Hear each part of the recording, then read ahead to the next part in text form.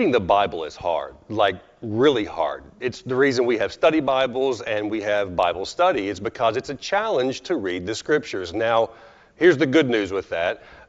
I'm not good at a lot, but I'm decent at this. And so I want to share a few things over the next several videos about ways to be able to study the Bible a little more efficiently and effectively and help our Christian life. Now, there's a lot of reasons that it's difficult to read the Bible. I want to share one of them today, and that's this. We've been trained in our lives to read the Bible with such reverence, like it is literally the handwritten words of God. And that's great to have reverence. It's wonderful to have reverence for God. It's wonderful to have reverence for the Bible. It's another thing to only look through that lens. And so one of the other ways that we can look through that lens is through a more reality view based on reading it. The problem with reading it too reverently is that it disconnects us from Scripture. We read it with this high and mighty kind of tone, and then it's hard to apply to other places in our lives. The other challenge with it is this. It limits our critical thinking abilities. When we read it with such high reverence, it's hard to kind of critique what we're reading and think it through as we're reading it. And so for that reason, you've seen many times that I read it with a very real kind of attitude as I'm looking at the scriptures. I do that for a couple of reasons. One of them is I was taught that way. Dr. Mitzi Miner from Memphis Theological Seminary made the Bible as real as anything could be for us when we were in her class, and so I want to reproduce that understanding. But the other thing is we believe these stories are real. And so as we read them with reality in our voice and in our minds, it reorients how we look at the scriptures and how we look at the world. For instance, I have glasses. They are progressive glasses. Used to be I didn't have to have the progressive lenses. I could just have the regular ones. But as my world changed, or my vision changed, I had to get new glasses with new prescriptions. As I get those glasses, I look through different areas of the lens to see what I need to see. And that's the same thing we do with life. As we're looking at life, as we're making our way through life and navigating life's paths, we have to look at the scripture through different lenses sometimes. And one of the ways that I think is beneficial for people who haven't always done that, us Christian folks, is reading the scriptures very real. And so that's one of the things I'm going to challenge us to do in the coming weeks through these videos. For Matthew, like we read this last week, it looks this way.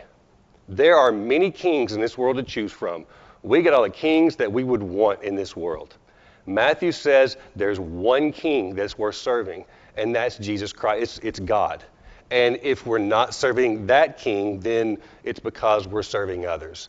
So as we read a very real Matthew, it applies today in let's look around and see what kings are out there and which kings we serve instead of serving the King of God. So to read with reality requires us to read Bibles that help us do that. And that can be a challenge because there's a wide range of Bibles out there. And I want to help just for a moment your choice in picking a Bible. There's a couple of different ways to look at it. One way is that the Bible is often written the very literal words that are in the original language. There's a few Bibles written like that, and they're very helpful. Sometimes you need to pick out a word and see what it really meant in the original language.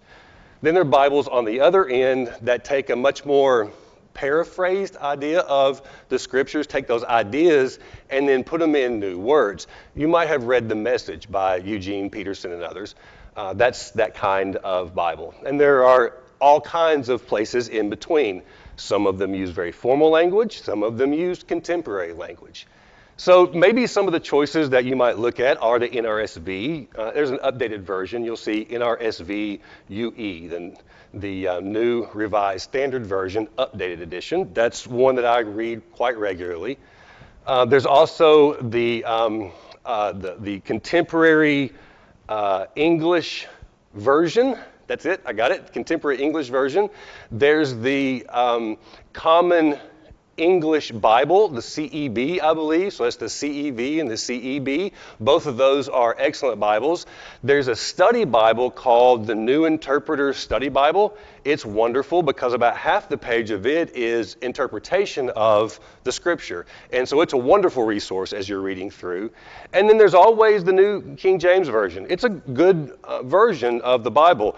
And it's excellent because we're all going to read Psalm 23 at some point and really need to have that version. So make sure that that's one that you have as well. And the good news is they're all free on the internet now, so we can read from whatever we choose, but it's also good to have that Bible in our hands.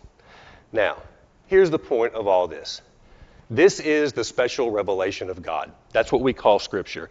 It is our revelation of who we see God to be. These historical tombs, these scrolls that have existed for 1,000 years and more, 2,000 years, and we get to read them and enjoy them and glean from them who God is, and we have this incredible blessing that we've received them.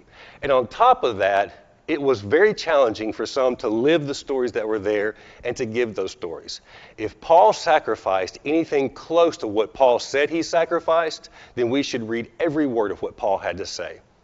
And so our call as people of faith is to dig into the Scriptures, know them with everything we can, because that's our vision of who God is, and we can't see the world as we need to see it without reading it, and reading it with a very real attitude. Now here's my last point. There's something in theology called the unity of word and spirit. And it's this fantastic idea that says, if the Spirit of God was involved in writing the Scriptures, the Spirit of God will be involved in reading them too as we interpret them. And so my call to you is to go challenge that bit of theory. Go find out, make sure that that's true, because what I believe that will happen is as you dive into Scripture, being real with Scripture, it will change how you see God, and it will change how you see the world, because the Spirit of God will allow it to happen.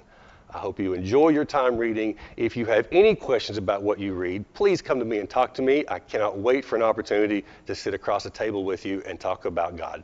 God bless.